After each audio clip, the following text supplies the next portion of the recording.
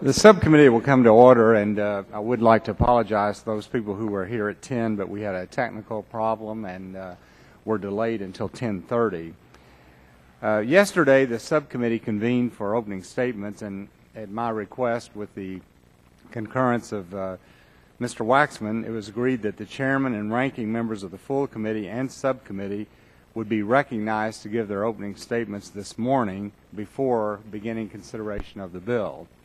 Therefore, Mr. McNerney, Mr. Waxman, Chairman Upton, and I will be recognized for an opening statement, and then the subcommittee will begin official consideration of H.R. 3826, the Electricity Security and Affordability Act. And so at this time, the chair would recognize himself for a 5-minute opening statement. In January 2008, then Senator Obama and candidate for president, in an interview with the San Francisco Chronicle editorial board, said in response to a question about his cap-and-trade plan, if somebody wants to build a coal-powered plant, they can. It's just that it will bankrupt them.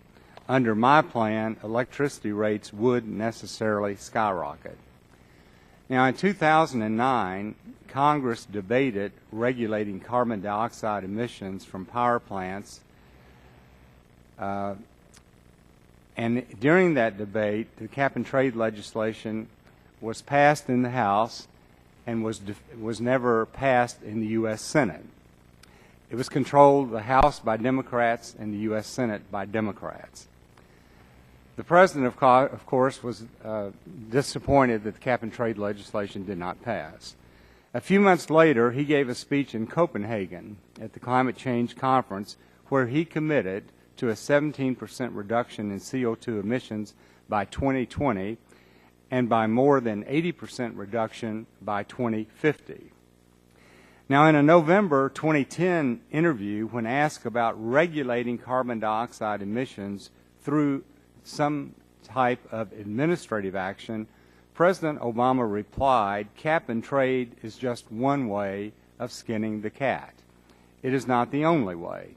It was a means, not an end, and I'm going to be looking for other means to address this issue. And then on June 25th, 2013, Daniel Schrag, a White House climate advisor and professor at Harvard, told the New York Times, the one thing the President really needs to do now is to begin the process of shutting down conventional coal plants. Politically, the White House is hesitant to say they're having a war on coal. On the other hand, a war on coal is exactly what is needed. Now, that same day, the President delivered a speech at Georgetown and issued a memorandum. And in that speech, he announced his climate action plan and directed EPA to complete carbon dioxide emission standards on new and existing power plants. And then on September the 20th, the President set the date, September 20th, 2013, EPA proposed for a second time regulations to control greenhouse gas emissions from new power plants. Now, under EPA's proposal, when it becomes final, it will be impossible to build a new coal-powered plant in America because the technology is not available. Now, EPA testified before our subcommittee that the proposal that they had is based on 4 demonstration projects, all of which rely on heavy government subsidies, and only one of them in the United States is even in the process of being built today. But those emission standards set the guidelines for future new coal-powered plants. And we sent a letter to EPA. We think that they're in direct contradiction of the 2005 Energy Power Act, which says specifically you cannot, under Section 111, set standards based on plants that receive government subsidies. So today, what our objective is, we have legislation that we think restores some common sense to the extreme views of the President. And he's been taking unilateral action with the help of EPA under the guise of Massachusetts EPA. and regulating greenhouse gas to the extent we cannot build a new coal-powered plant in America. The President is trying to move us down the road that the Europeans went down. And I would remind all of you that most people consider the cap-and-trade system in Europe to have been a failure.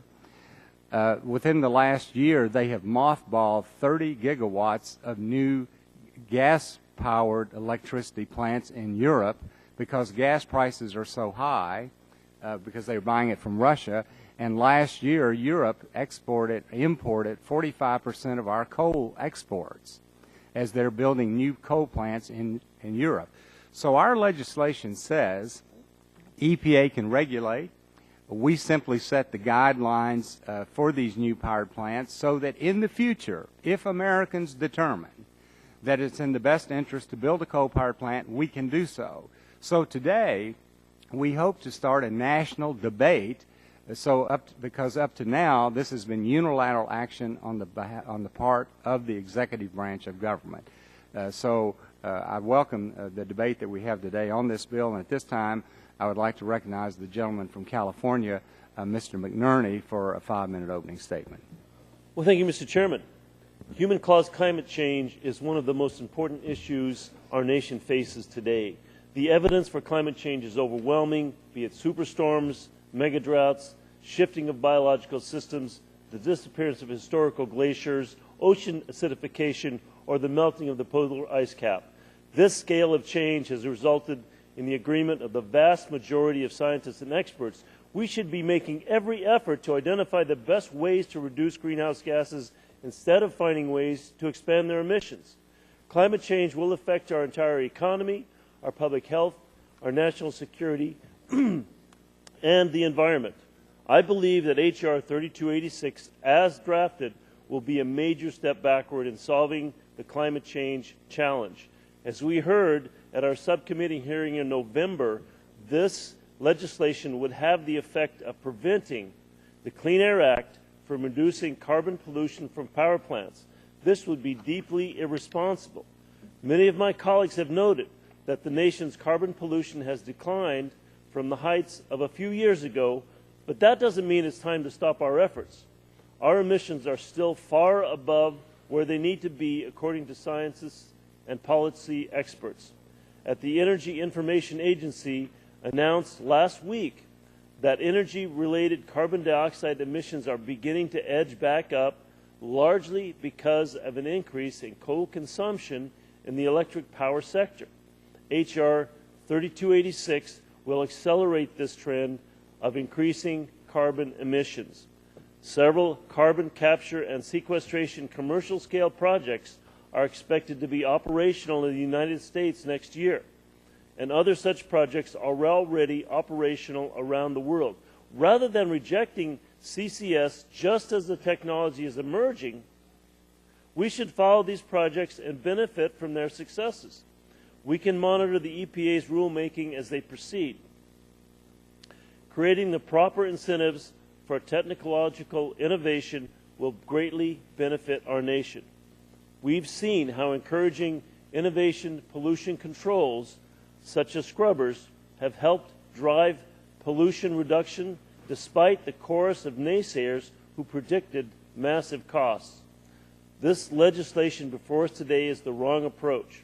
It limits new technologies before they've had an opportunity to grow and mature. We should approach this issue from a science-based perspective that believes in technology and innovation. Unfortunately, the bill we are considering today does not take that approach. Any Democratic members wish to add?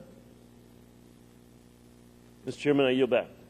The gentleman yields back this time. At this time, I recognize the chairman of the full committee, Mr. Upton, for 5 minutes. Well, thanks, Mr. Chairman. I know that with this hearing was delayed because of the problem with the mics, and I just my statement was put into the record yesterday so people could recite it with me, and but I'm not going to ask them to do that. I just want to commend you for a bipartisan approach.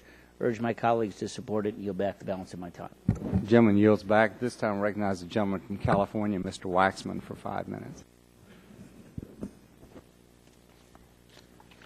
Well, Mr. Chairman, this is the first time this subcommittee has met for business this year, and it should be a time for new beginnings, new approaches, a time to work together on trying to figure out what to do with our energy and environmental problems in this nation.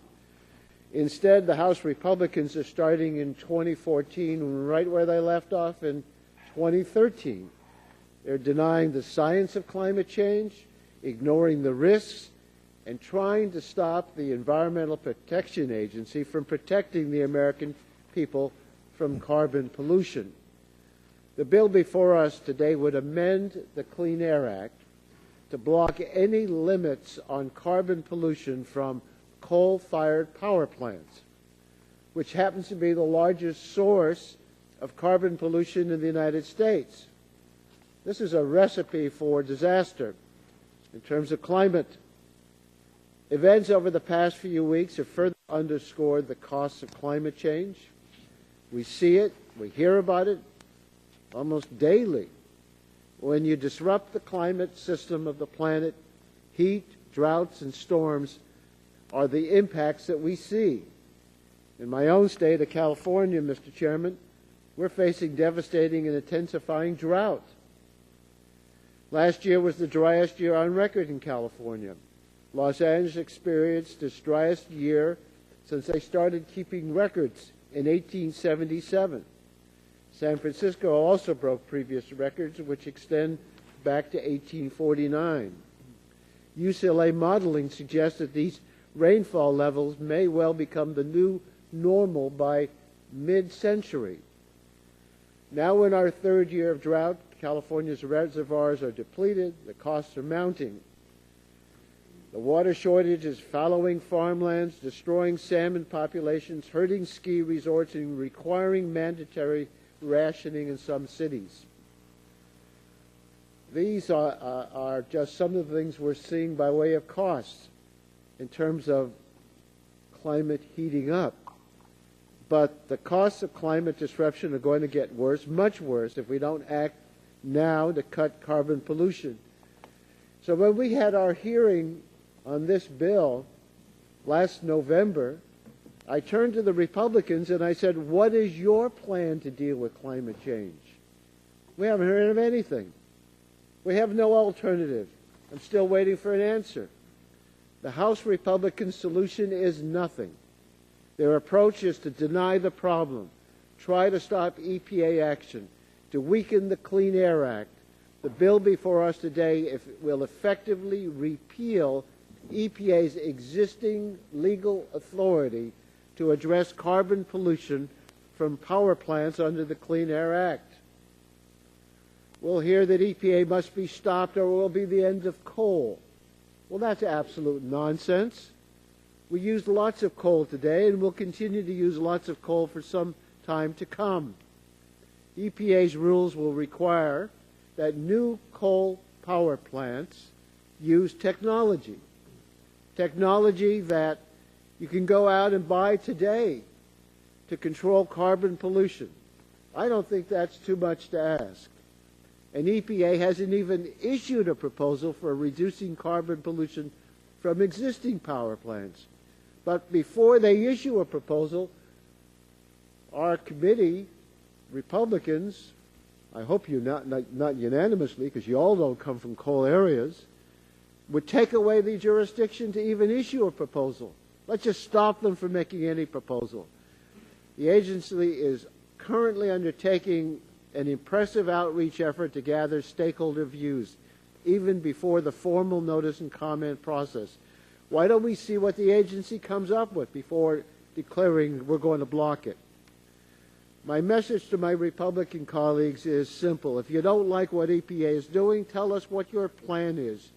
Last year, the President asked Congress to work with him on a legislative solution to climate change. But he also said, if you don't act, if you have no proposals, step aside. The President is going to lead.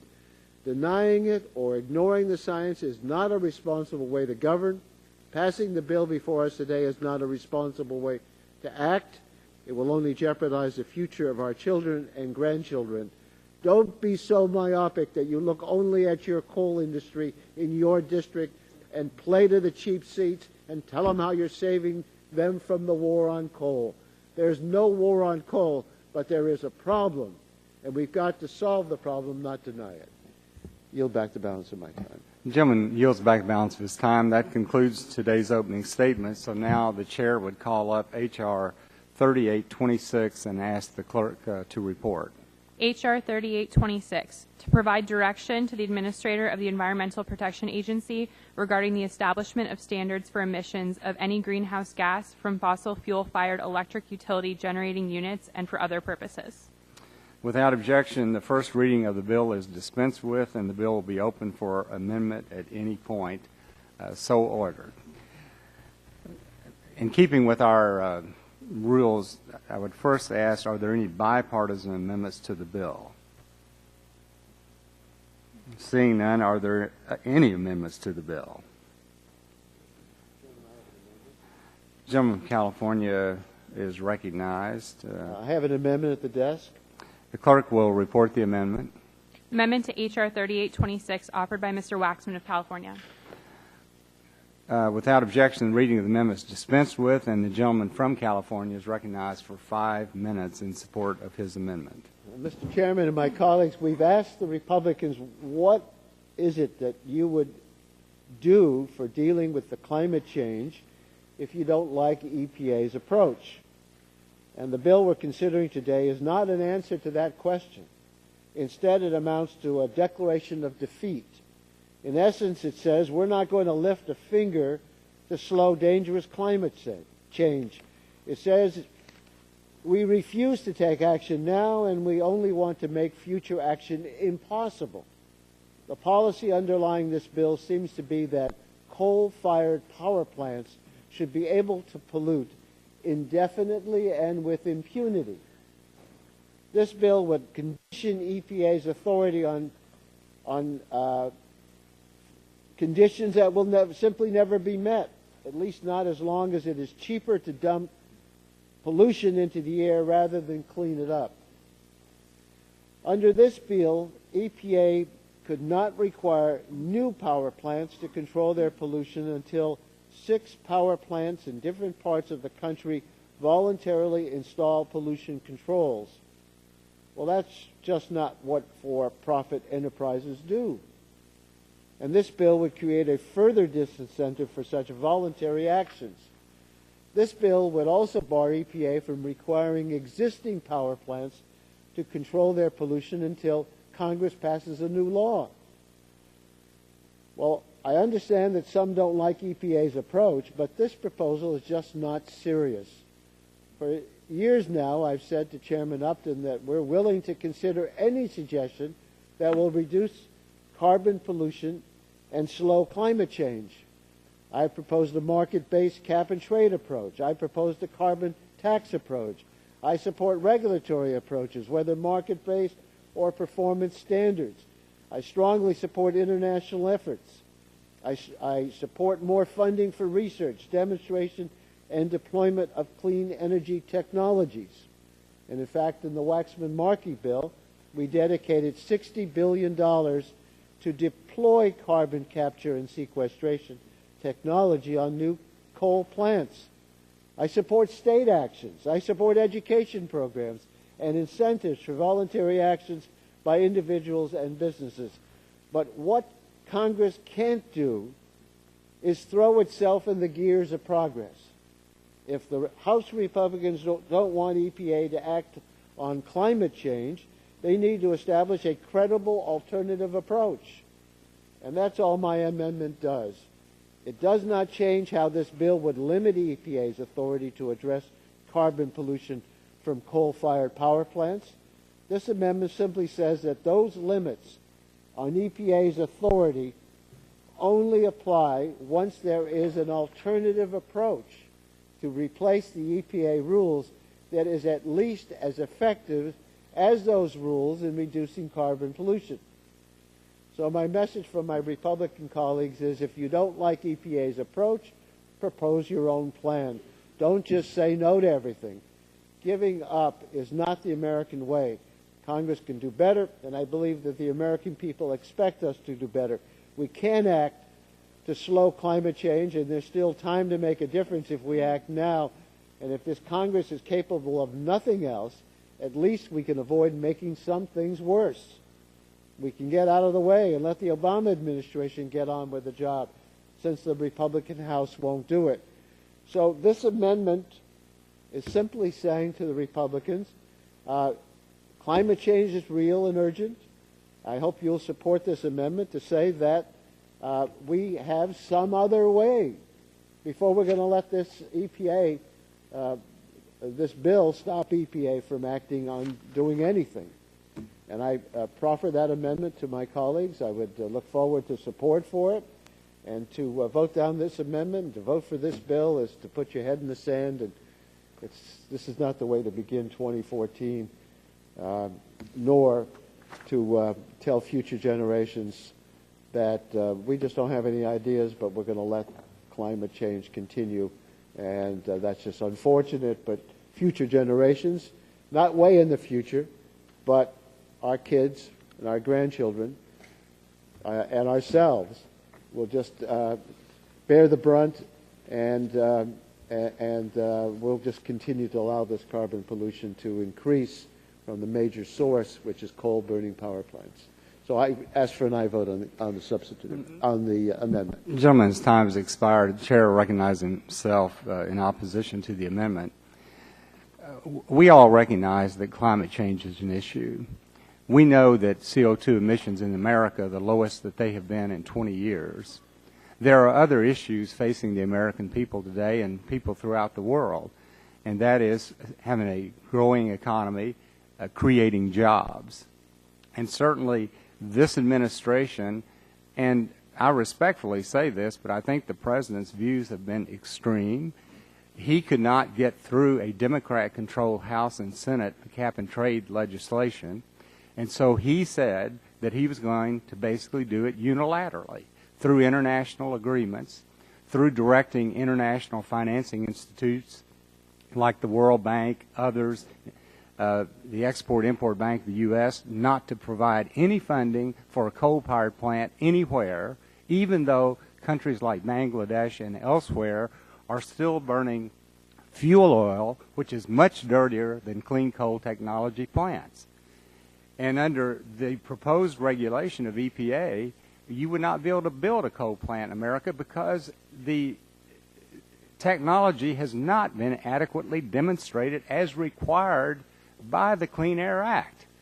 And so our legislation says, and I think this is certainly an issue that Congress should be involved in, we're simply saying we will set some parameters here. You can require the cleanest technology available, but it's got to be adequately demonstrated on the new plants. And we know that they've already delayed the effective date for the new plant regulation until January of 2015 because they wanted to be sure the elections had passed in 2014 before they went into effect. And we also know that they're going to be proposing the existing plant regulations on June of 2015, and is it June of 2015 or 2014? 2014, and be final on June of 2015. And so our legislation simply says on the existing regulations that will take effect in June of 2015, we want Congress to set the effective date for that regulation, considering the impact on the economy, on jobs, on our ability to compete in the global marketplace. Because America does not have to take a back seat to anyone on cleaning up the emissions. We certainly don't have to take a back seat to China, to India, and other parts of the world. And as I said in my opening statement, the President is trying to push us down the road of following Europe.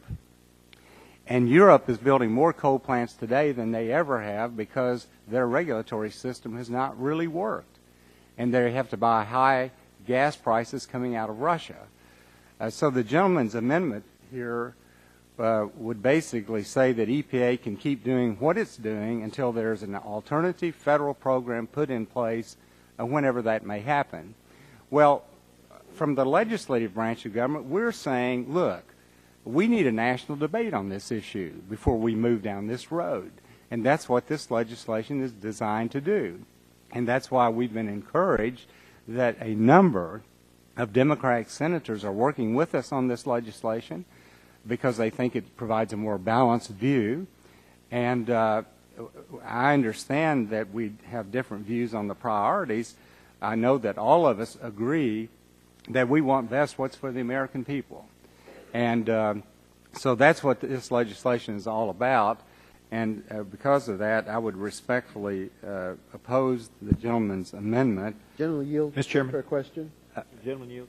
Yeah, I'd be happy to yield. So, as I understand what you're saying, you want a debate and you want Congress to pass a law before we take action on climate change. Is that correct?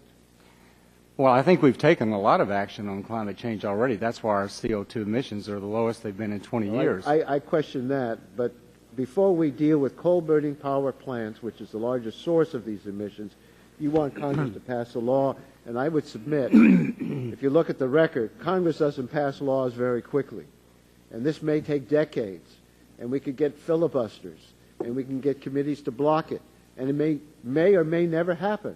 So we go back to square one. We, in fact, not square one. We go to -1 if we repeal the law. Well, Mr. Waxman, I mean, the reason we want to start on this legislation now is this new regulation will take effect in January of next year. What's your alternative? We have an alternative. They're going to have to use the best available technology, and that's what this bill is about.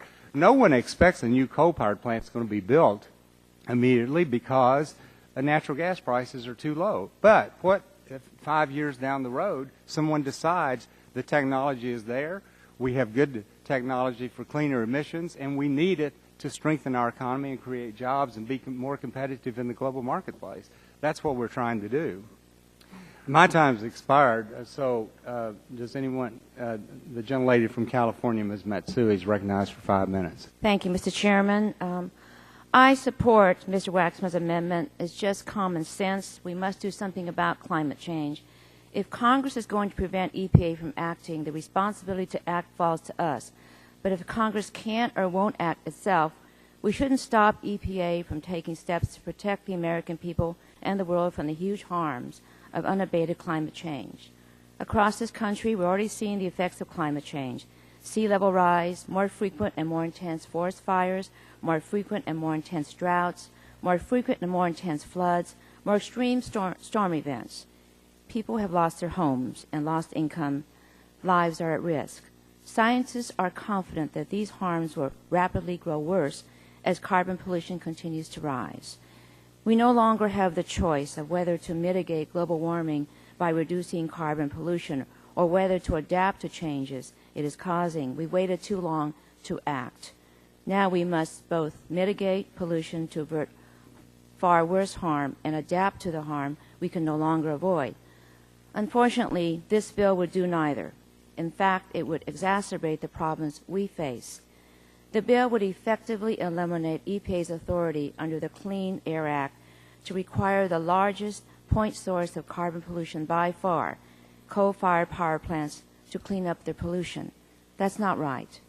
Regulating under existing Clean Air Act authority is not the only way we could address carbon pollution. In fact, Congress could adopt new authority that would be broader, more efficient, and more flexible than existing Clean Air Act authorities. President Obama has made it clear that he prefers Congress to act, and House Democrats passed a bill to do so. But the congressional majority have overwhelmingly opposed any positive legislation on climate change. President Obama also made it clear that doing nothing isn't an option. He pledged that if Congress won't act to protect the Americans from carbon pollution, he would, and he is keeping his word. I'm confident that the EPA is taking on this task in a deliberate, reasonable, and balanced way. EPA's proposal would require new coal-fired power plants to use available and effective technology to control their carbon pollution. This is a balanced approach. It doesn't require plants to capture all or even most of the carbon pollution. It just requires plants to install technology and use it to capture and sequester about 1/3 to 1/2 of the carbon pollution. Allowing partial capture rather than full capture substantially lowers costs and gives utilities time to gain more experience with the technology before any more rigorous standards would be considered. For existing coal-fired power plants, EPA is talking to stakeholders across the country and gathering recommendations even before issuing a proposal. I support this approach, but I also believe we could replace the EPA regulations with a broader, more flexible economy-wide program to reduce carbon pollution. And that's why I support Mr. Waxman's amendment. We could choose EPA regulations under current authority, or we can try to come up with something even better. But taking no action on climate change would be a disaster for our constituents, all Americans, and people across the world. And with that, I yield back. Gentlelady, yield to me for... Yes, I would yield to you. I thank you for yielding to me. I just want to point out the basic underlying reason why government gets involved in environmental protection. There's a failure in the market. There's no reason why any business would want to install anti-pollution equipment that costs money if their competitors don't also do the same thing. Why do it? It doesn't make business sense. So government comes in and establishes a level playing field. If there's technology, if there's a way to reduce pollution, you have to do it. Either government requires a specific way to do it or a certain target that must be achieved, because the market won't push businesses to do it on its own. Now, the chairman said, in his amendment, we don't want EPA to require technology until technology is already being used. Well, why would any profit-making utility want to install pollution that costs money unless they're required to do it? That's just against common sense. So if we want something to be done and make it fair and make it assured for the public commons, we have to require it. And we could talk about how to require it, but simply to say, oh, we're not going to require anything until it's already done is like we're not going to have a chicken before the egg, we're not going to have an egg before the chicken. Thank you for yielding to me. Mr. Waxman, I may make one comment. When scrubbers, well, I'll just make it on my time. When scrubbers were required, they had been adequately demonstrated. I'd recognize the gentleman from Virginia, Mr. Griffith. Thank you very much, Mr. Chairman. Common sense. Common sense. The marketplace won't make them do it. So what does that mean? Let me translate that for you. What that means is we'll make things cost more in the United States by having the government raise the costs. We will get a level playing field in the United States, but an unlevel playing field with all of our competitors across the world. Do you think that the Chinese are considering this policy adopted in this amendment?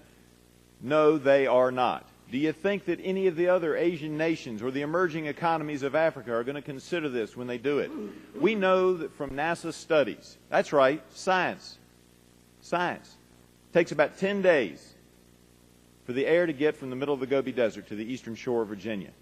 And when that air comes across, without even the reasonable regulations that we have now, when you add these additional regulations on, you push our jobs to China and other places in Asia, and they send us back, that's right, their mercury, their pollution, their problems. We cannot solve, as one nation of this world, the problems that Mr. Waxman has referenced.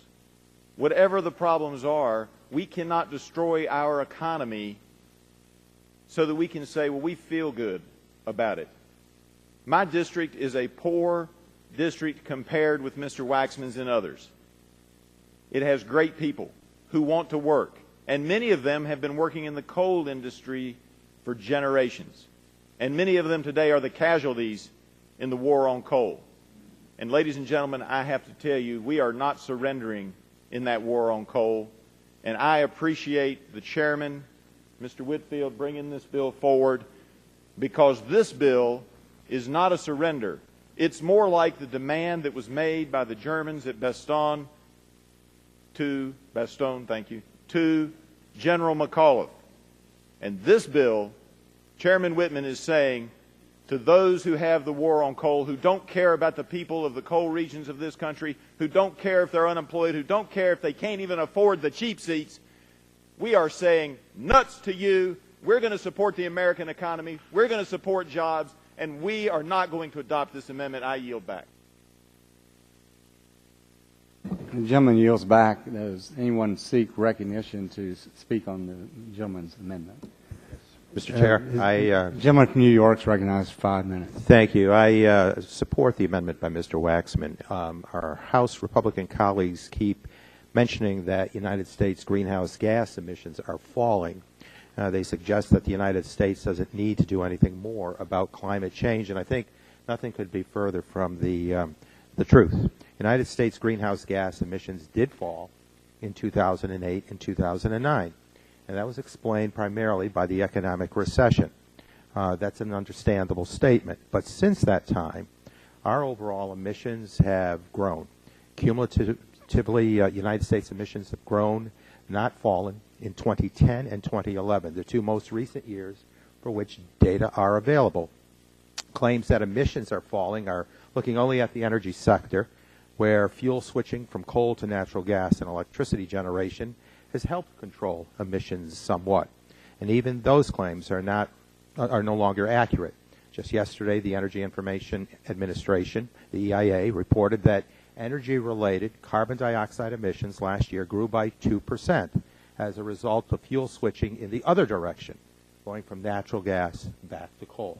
So I think that needs to be stated clearly as we review this legislation and the amendment. And with that, Mr. Chair, I yield back.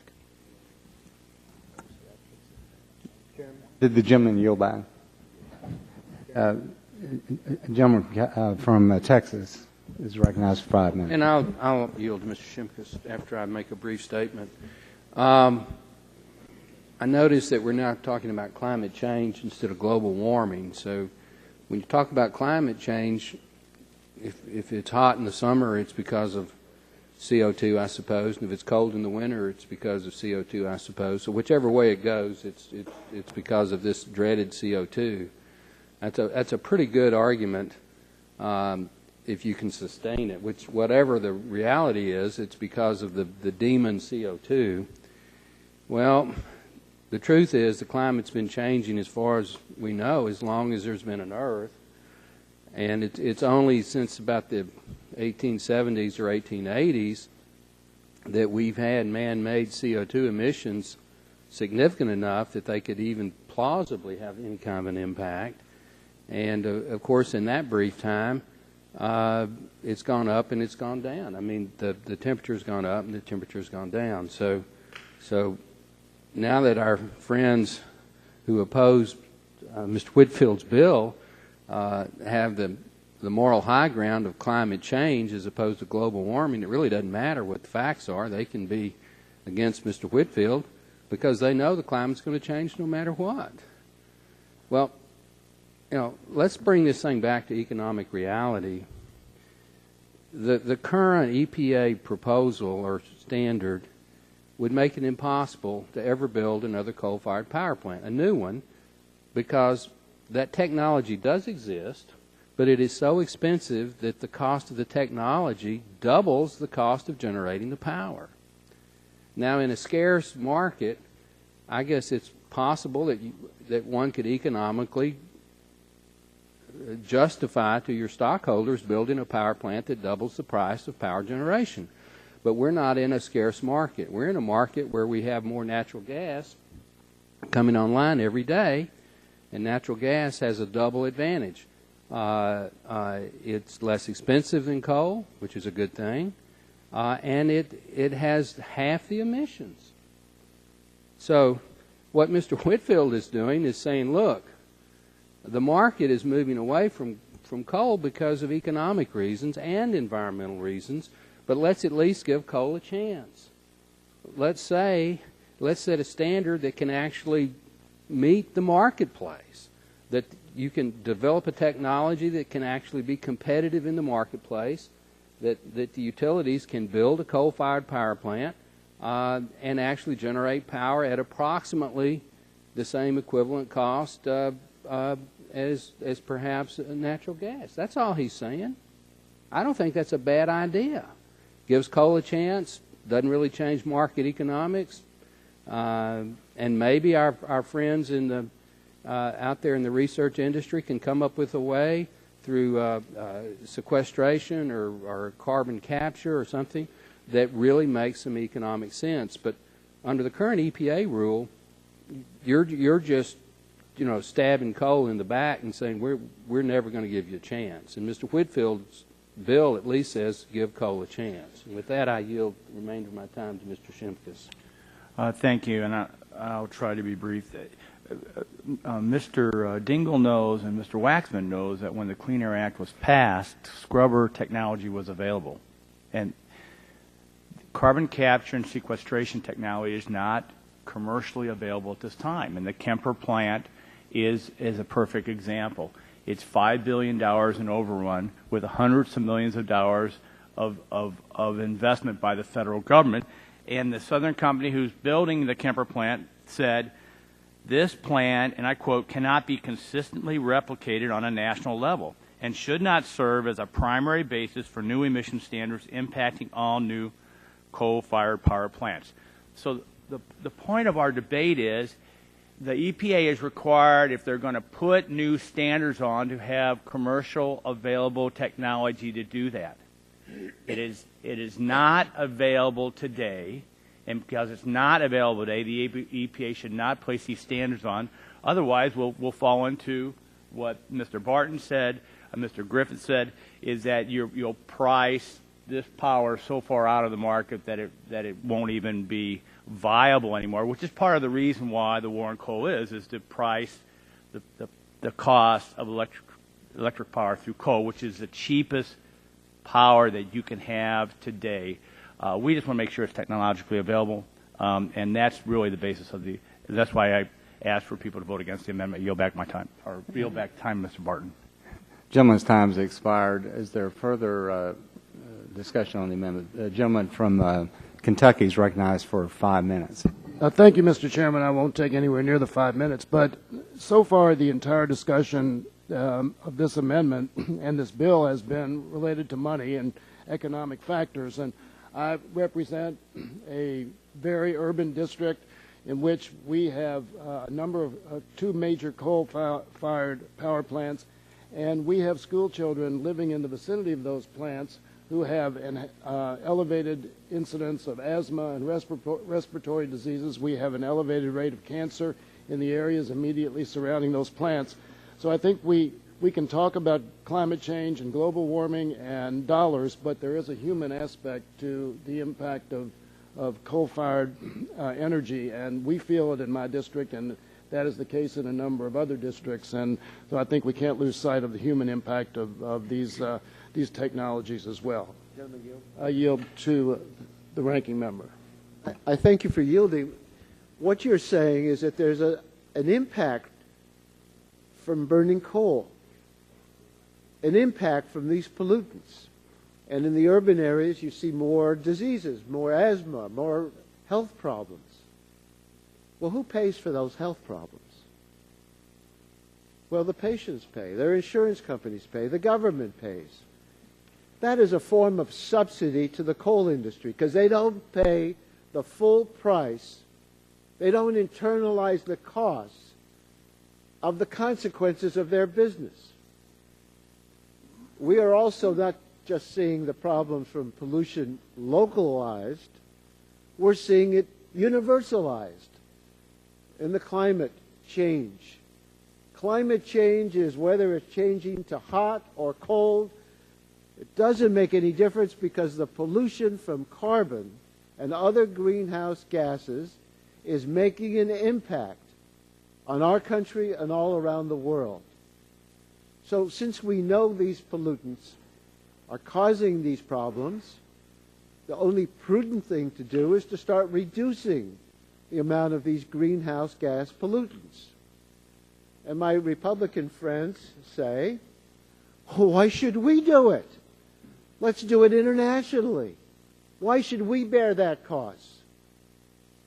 Well, that sounds very noble, except then if you look at their budget, they want to defund the State Department from being able to negotiate international agreements. They want the U.S. to pull out of the International Climate Change Program. They have a writer saying that we shouldn't require other countries when they build their coal-burning power plants to install technology. They shouldn't have to do it because we're not going to do it. If they don't do it and we don't do it, what are the consequences to our children and grandchildren, even in Virginia, even in West Virginia, even in Kentucky? Now, the history of the Clean Air Act and environmental laws is not to take advantage of technology that's there, often that's helpful, but it develops new technology. Is this pie in the sky? Well, no. We wanted to reduce the emissions from automobiles, and therefore the catalytic converter was developed. We put a requirement in to reduce these pollutants, and therefore the technology followed it. That was true of the ACI, the activated carbon injector for mercury. It was true of a lot of the scrubbers. When we talked about scrubbers and required some of them, there were only 3 units around. The efforts to deal with NOx. So the technology is driven forward if we require that all these companies that produce pollution have to reduce the pollution. But what this amendment, what this bill, which would amend the Clean Air Act, wants to have us do is nothing. Don't require the coal-burning power plants to do anything. Continue to pollute. We're not going to require you to reduce the pollution. It was described as giving coal a break. Well, we give coal a break.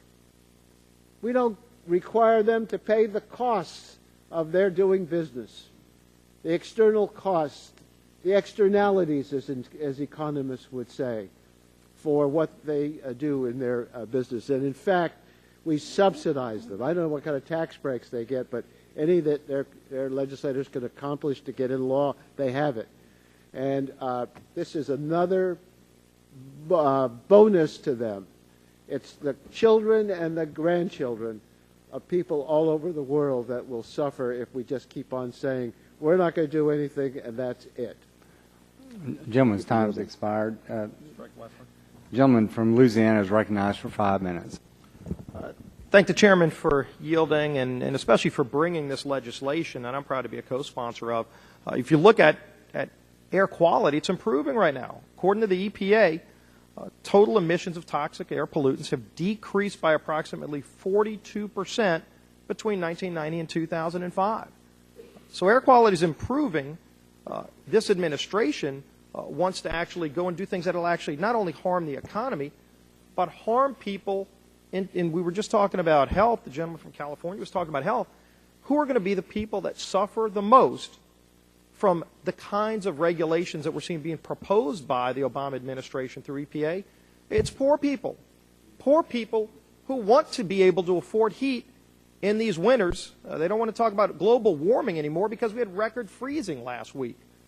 And the people that are hurt by that the most are poor people who won't be able to afford those increases in prices. These things they're proposing aren't free. They're actually incredibly costly, unproven, and will actually hurt poor people, make it harder for them to warm themselves when it's freezing. Again, they don't want to talk about global warming. You know how cold it was last week? It was so cold that it was reported that in Chicago, the polar bears couldn't even go outside because it was too cold. It was too cold for polar bears last week. And they want to actually make it harder for poor people to heat their homes. We've got common sense legislation that says if you can prove scientifically that this ought to be done and can be done, then just go through the normal legislative process. You know, when I took civics, Congress was the one that supposedly made laws. The executive branch carried out the laws. We've got an executive now who thinks we he have can write a law laws. that you want to stop. We have an executive who thinks you have that a he law writes the that law. you want to repeal. As it relates to the health care law, he wants to go write laws. If he has a problem that his laws create, he'll just change the law himself. Who needs Congress? There's a legislative branch that the Constitution says is the body you go to, the people who were elected to make policy. And we debate that policy. And if it's so important that the law needs to be changed and the standards need to be changed, even as the EPA is saying air quality is improved by 42%, if they think there's a problem, come before Congress and state your case.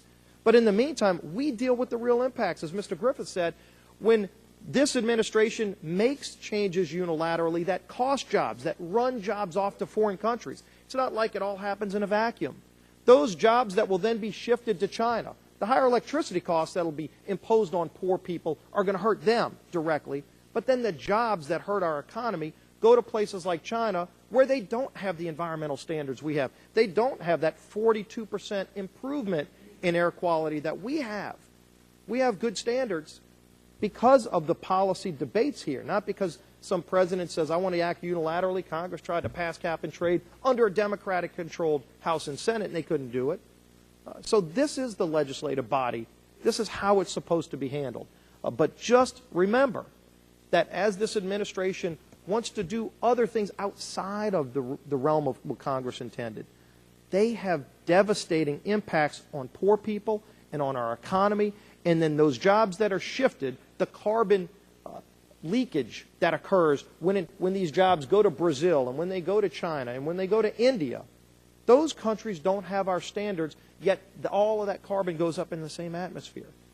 So just think about the damage you're doing if you're opposing this legislation that says common sense standards should apply, and if changes need to happen, go through Congress. Come to the elected body of the people and state your case in a transparent and open fashion. This is an administration that promised to be the most transparent ever, and yet they want to do things more and more behind closed doors, administratively, where they don't even have the legal authority. So let's get back to a regular order where the legislative process is respected again, where the will of the people of this country is respected again, and where the impact of these devastating policies on the very most vulnerable, the poor people, are considered with all of the other impacts, and respecting the fact that even according to the EPA, we have a 42% improvement in air quality. We don't want to hurt that progress by taking a step backwards. So I thank again the gentleman for bringing this bill, and I yield back the balance of my time. Gentleman yields back. Is there further discussion on the Waxman amendment? The gentleman from California is recognized for 5 minutes. Thank you, Mr. Chairman. And I want to say I sympathize with my colleagues. One from Virginia whose folks are going to lose their jobs, or they claim they're going to lose their jobs. My district has a very high unemployment, at least twice the national average. So I understand the pain. But I submit that the EPA rules will benefit the coal industry by making it more viable in the future. If we allow the coal industry to continue to burn and pollute, ultimately there's going to be an outcry, and the coal industry is going to be shut down. And we don't want to see that. We want to see all forms of power, of energy used. So if we provide incentives for innovation, then the industry will take up those incentives. It'll improve. We'll see pollution reduction. We'll see cost reduction. And it'll be a viable industry long into the future. And I think that's an important consideration. But also, what about the people that were devastated by Superstorm Sandy and the $60 billion cost to the United States government? These weather events are going to be more costly. They're going to be more devastating. They're going to hurt more and more people. We can't ignore that. And finally, I'd like to address the provision that requires 6 demonstrated units that haven't benefited from any public assistance. I mean, that could include local taxation.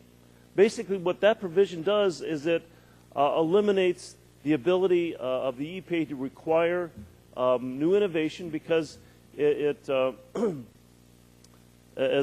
Waxman pointed out, it requires that they demonstrate, but they can't demonstrate economically when they're in a competitive field.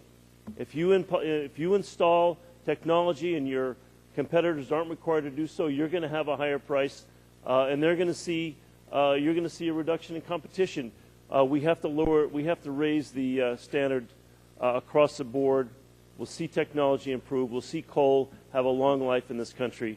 And for those reasons, I support the Mr. Waxman's amendment, and I yield to Mr. Waxman. I just want to say that I've been here for decades in Congress, and I was here when people came forward and said, we've got pollution problems. Congress, we want you to pass a law to deal with it. We don't want the Congress to set the standards or dictate the ways of reduction for pollutants, but we want to have a law called the Clean Air Act, where the Environmental Protection Agency develops the expertise. They have to look at all the scientific information and make a determination, and then when they set standards, the standards are to protect public health, and in order to achieve these standards, they require that reductions in pollution that threatens public health must be reduced.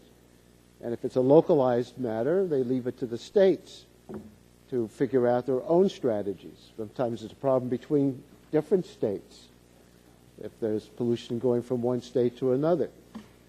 So to tell my friend from Louisiana, this is the Congress, we should have a debate and then pass a law. Well, we had that debate, and we passed a law. And we passed a law that was originally signed by President Nixon. We have a law that was revised and last signed after an overwhelming bipartisan vote of the Congress by President George H.W. Bush. And that law is the law that this bill before us would stop from being implemented when it comes to the carbon pollution. Now, you could say, oh, wait a second. We didn't know anything about carbon pollution in 1990. Well, some of us did, but it wasn't spelled out specifically. But what was in the law was that when pollutants cause harm to public health and safety, the law required EPA to make a finding of that on that regard, and then to regulate. And who decided that? Well, the Supreme Court of the United States. You might not like their decision. You know what? I don't like a lot of their decisions either. But we are a nation of laws. And what this committee majority seems to want to do is to repeal the law and to change its impact when it comes to coal-burning power plants. EPA, you can no longer regulate it. Unless there's a technology that can achieve the reductions that's already being used. But why would we have anybody who runs a business put in the technology if their competitors aren't going to do it, if it costs them money, if it's going to detract from their business, which is to reward their shareholders? So I just want to say, the law is in effect. I compliment the gentleman from Louisiana. I'm always amazed at his skill in debate. I often felt that if I ever killed somebody, I'd ask him to represent me, and he'd probably convince me I didn't do it. But that doesn't change the world. And the world is we have a law, it's been passed, and this bill would repeal it. Thank you. Gentleman's time has expired. This time I recognize the gentleman from West Virginia, Mr. McKinley, for 5 minutes. Thank you, Mr. Chairman. I really hadn't intended to speak. I thought this was going to be something your bill would pass through relatively quickly with that. But I've listened to the debate on a couple of the issues that have been raised. One was talked about asthma and health standards. If someone would just pay a little bit more attention to the EPA's own reports that are indicating that indoor air quality is far more dangerous than outdoor air, as much as 100 times worse. And when people spend 90% of their times indoors, we've not been able to demonstrate that the disease or the health risks that they're addressing or facing have been caused by outdoor air or indoor air. So you can walk through a park a mile away from a powerhouse and be 100 times safer than breathing air in your own home or in your office. But yet we keep attacking our coal-fired powerhouses across America because it's easy to blame them. We're there to really address our indoor air quality. California, surely the gentleman from California has read their law. They're much more aggressive in California trying to address it because they understand it's not coal-fired powerhouses that's caused. It's a lot much more dangerous on our indoor air quality. But let's go to some of the other matters that were also talked about what answer do we have? I think what we're trying to do... David, excuse me for interrupting. Would you speak into your microphone? I've been told that on the TV they're not picking up your voice. The air quality, the issue of trying to address the climate change, I think we're doing it in a bill that's going to be on this omnibus bill, where we're reversing a decision from this administration not to fund coal-fired powerhouses in Africa. Because what's happening in Africa has been the fact, and Al Gore and others have been talking about that the burning of the tropical rainforests in Africa and South America and elsewhere is 6 times worse in our energy, our CO2 emissions into the world. 6 times worse. And all they want, the people in Africa, want to build a powerhouse so that they can cook with electricity. They can heat their homes. And we're saying, because the World Bank and the Export-Import Bank and the Treasury are saying, we're not going to loan you any money.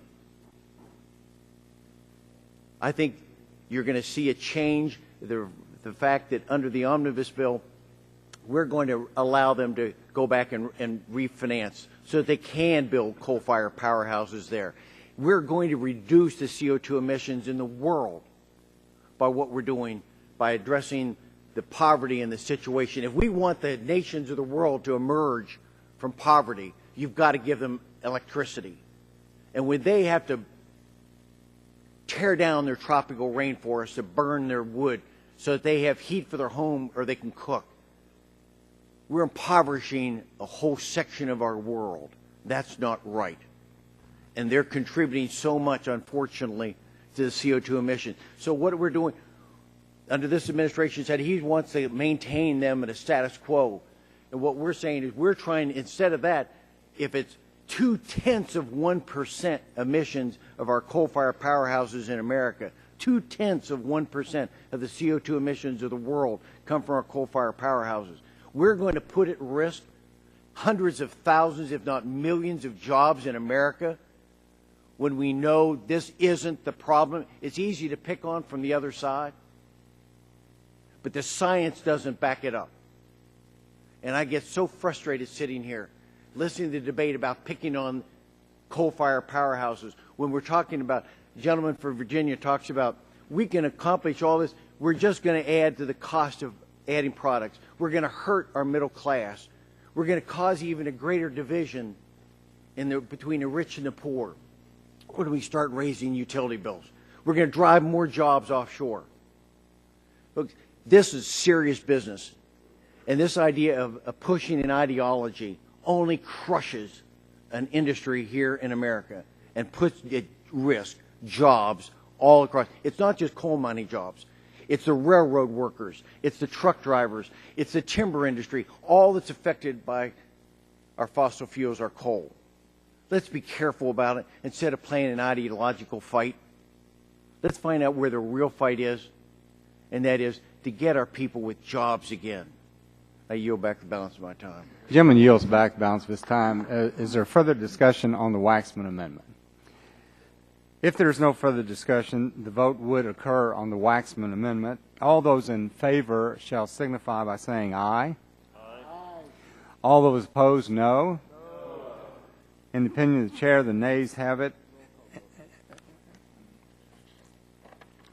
Gentlemen request a recorded vote. The clerk will call the roll. Mr. Scalise? No. Mr. Scalise votes no. Mr. Hall? No. Mr. Hall votes no. Mr. Shimkus? Mr. Shimkus votes no. Mr. Pitts? Mr. Pitts votes no. Mr. Terry? No. Mr. Terry votes no. Mr. Burgess? No. Mr. Burgess votes no. Mr. Latta? No. Mr. Latta votes no. Mr. Cassidy? No. Mr. Cassidy votes no. Mr. Olson? Mr. Olson votes no. Mr. McKinley? Mr. McKinley votes no. Mr. Gardner? Mr. Gardner votes no. Mr. Pompeo? Mr. Pompeo votes no. Mr. Kinzinger? Mr. Kinzinger votes no. Mr. Griffith? Mr. Griffith votes no. Mr. Barton? Mr. Barton votes no. Mr. Upton? Mr. Upton votes no. Mr. Rush? Mr. McNerney?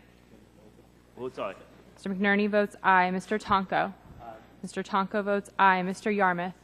Mr. Yarmouth votes aye. Mr. Engel? Mr. Green? Mr. Green votes no. Ms. Capps? Ms. Capps votes aye. Mr. Doyle? Mr. Doyle votes aye. Mr. Barrow? Mr. Barrow votes no. Ms. Matsui? Ms. Matsui votes aye. Ms. Christensen? Ms. Christensen votes aye. Ms. Castor? Ms. Castor votes aye. Mr. Waxman? Aye. Mr. Waxman votes aye. Chairman Whitfield? No. Chairman Whitfield votes no. Are all members recorded? Gentleman from New York, Mr. Engel. Mr. Engel votes aye. Does anyone seek recognition to be recorded? Okay, the clerk will report the result.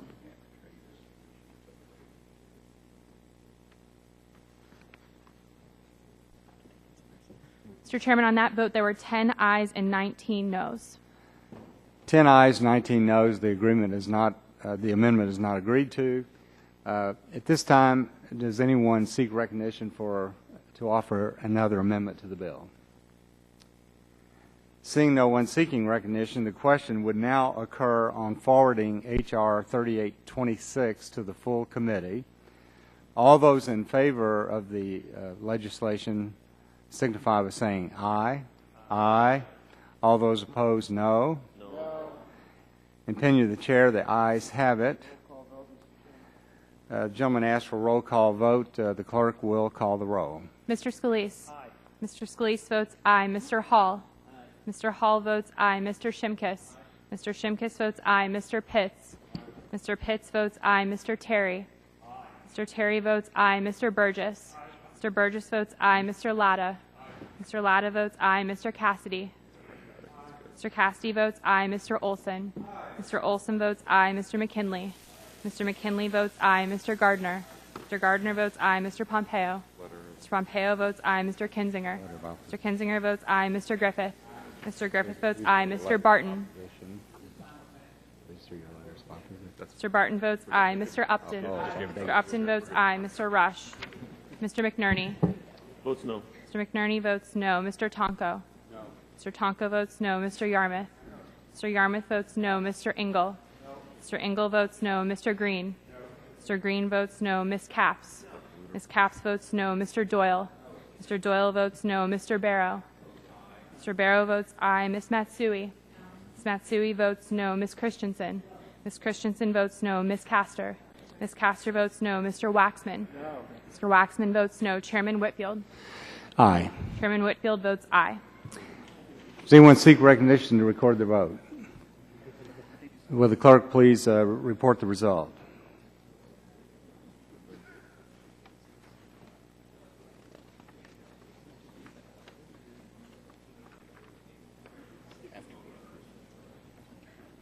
Mr. Chairman, on that vote, there were 18 ayes and 11 nays.